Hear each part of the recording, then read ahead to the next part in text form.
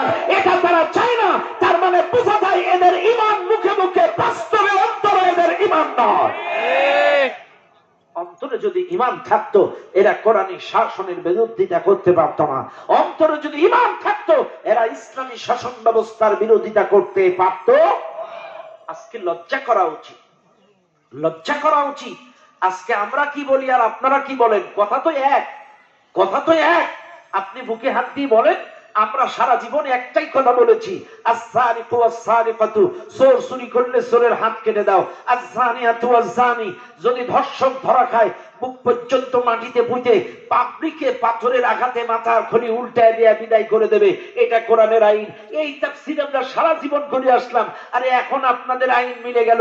এখন পাবলিক বলতেছে ধর্ষক ধরা খাইলেই এরে গণপিটুনি দিয়ে মেরে ফেলাও। তো ওয়াজ তো একই কথা না? আপনার ওয়াজ আর আমাদের ওয়াজ তো একই হয়ে গেল। আপনারা বলছেন গণপিটুনি দিয়ে মারো, কোরআন বলতেছে বুক পর্যন্ত পুঁতে পাথর দিয়ে মারো। তো ওয়াজ তো একই, এই তো আইন মিলে গেল। তাই কোরআনের আইনের কথা শুনলে চলে কে? ওয়াজ তো একই।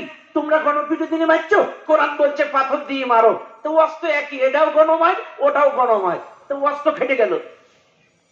তাহলে সেই তো আপনি কোরআনের পক্ষে আসলেন, তাহলে কোরআনের সমাজ কায়েম হোক, এটাতে সমস্যা কোথায়? হ্যাঁ, মানুষের আকল দেখেন ঘুরায়। ওই যে কথায় আছে না, গাদা ঘুলায় মানে খায়। তো আমরা কিন্তু একই ওয়াজ করছি, অথচ এই ওয়াজটা বুঝে না, অথচ গণবিরোধী মারতে হবে এটা বুঝে না। এটা কোরআনের আইন। কোরআন বলতেছে যদি ধর্ষক ধরা খায় এরে বুক পর্যন্ত মাটিতে বুঝে পাবলিকে এরে পাথর মারবে, মাথার খনি উল্টায় দিবে, ও মারা যাবে। এটা হচ্ছে কোরআনী শাসন, কোরআনের আইন। চাইলে আপনারা তো এখন সেই গণপিটুনি দিয়ে মারছেন, চাইলে কন্টেস্ট